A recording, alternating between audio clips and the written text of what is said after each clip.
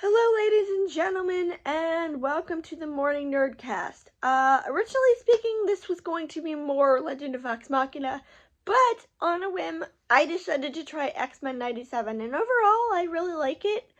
The plot is that, Professor Xavier either died or they think he's dead, because the wiki says he yeeted himself into, not yeeted, but the wiki said he went into space and never came back and he's presumed dead. I don't think he is, because I think they would be stupid to kill off Charles Xavier, but basically they think he's dead and they're trying to adjust to that, and everyone is having a hard time. And I like the fact that they basically actually go into people's feelings and they talk about what happened, and they grieve him, and I like that.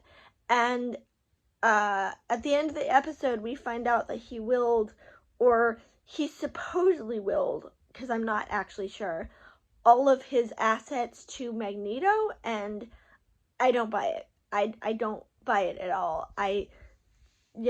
Knowing Magneto, I find it very, very hard to believe that Charles would will everything to him. But basically, yeah, now the X-Men are his X-Men, and they are trying to find armor, not armor, what was it? It was alien tech. I forget the name of it, but they're trying to find alien tech, and it leads them to a kid who can make his arm into some kind of weird, I don't know. I don't understand exactly what's going on.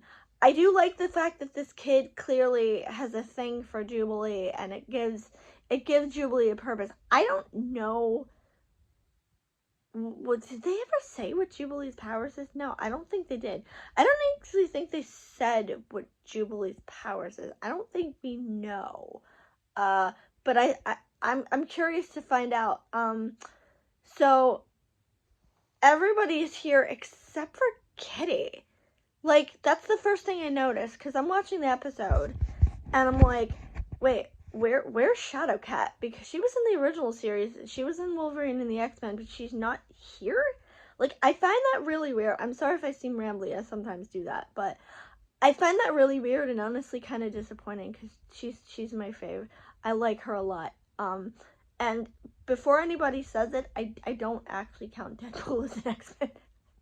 He's my favorite Marvel character in general, but I don't count him as an X-Men, because he's his own separate thing. He's not, part of the team.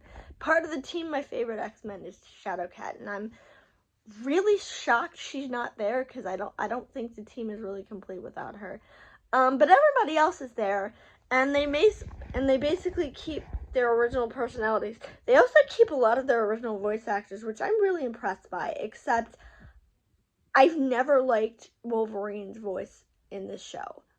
I've never liked him. Maybe it's biased because I really, really, really, really like Steve Blum, but I don't like his voice. I'm sorry, I don't.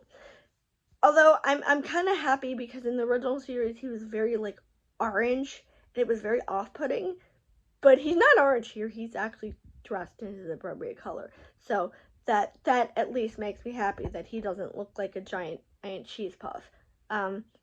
So what else is there?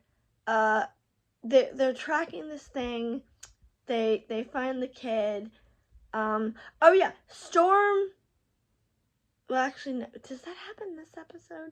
I know at some point Storm loses her powers and she goes off to find herself, which is very, very weird to me. And I'm like, why would you not go and find somebody to find your powers?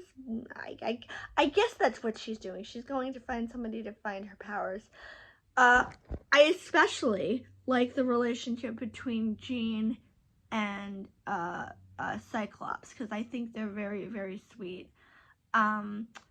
And I think they're a very cute couple. And I like the fact that, I know it sounds weird, but I like the fact that Jean is pregnant, because it kind of humanizes her, and it kind of gives them a reason to keep fighting, because now she has something to not even something to live for, but now she has because that sounds horrible if I were to phrase it as a woman having a child to live for, but I don't know how else to put it. Like, now she has a reason to keep fighting, and she has something to protect, basically.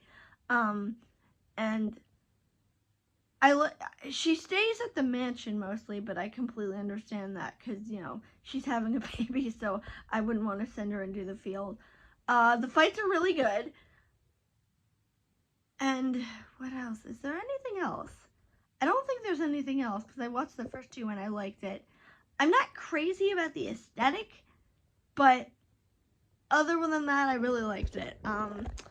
And we are going to keep at it until we watch all 6 episodes, and then we will do this week by week by week. Because I do want to get back to Vox Machina at some point, but this week we're doing this show because I want to get through this show because I like it, and I want to finish it so that I can do this week by week by week. Still have not decided on what's it called, the Wing Feather Saga. Might go back to it. I still have to look into that guy. But anyway, I will see you tomorrow.